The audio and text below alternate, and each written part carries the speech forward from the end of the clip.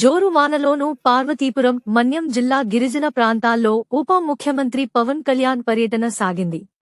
గిరిజన గ్రామాల్లో ఆయన కాలినడకన పర్యటిస్తూ అక్కడ స్థితిగతులను స్వయంగా పరిశీలించారు. గిరిజన గ్రామాల్లో అంతర్గత రహదారులను పరిశీలించి ఎప్పటికప్పుడు అధికారులకు ఆదేశాలిచ్చారు.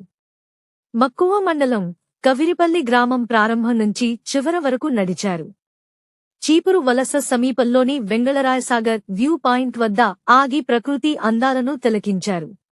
కొండలు, జలపాతాలను స్వయంగా మొబైల్లో బంధించారు.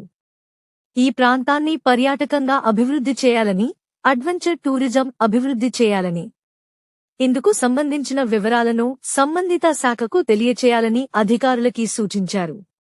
సెమ్మర గ్రామంలో శ్రీ పోలమాంబ ఆలయం వద్ద జాతీయ గ్రామీణ ఉపాధి హామీ పథకం నిధులతో నూతనంగా నిర్మించిన సిమెంట్ రోడ్డును పరిశీలించిన రాష్ట్ర ఉప ముఖ్యమంత్రి రోడ్డు క్వాలిటీ, నిర్మాణ వ్యయం తదితర అంశాలను అడిగి తెలుసుకున్నారు. కొత్త రోడ్డును తన మొబైల్లో వీడియో తీసుకున్నారు. అనంతరం గిరిజన సంప్రదాయ నృత్యమైన ధింసా నృత్యంలో ఉప ముఖ్యమంత్రి పాల్గొని కాసేపు సందడి చేశారు. దీనిలో మంత్రి సంధ్యారాణి, ఎమ్మెల్యేలు, ప్రజా ప్రతినిధులు, జిల్లా అధికారులు, పెద్ద ఎత్తున జనసైనికులు పాల్గొన్నారు.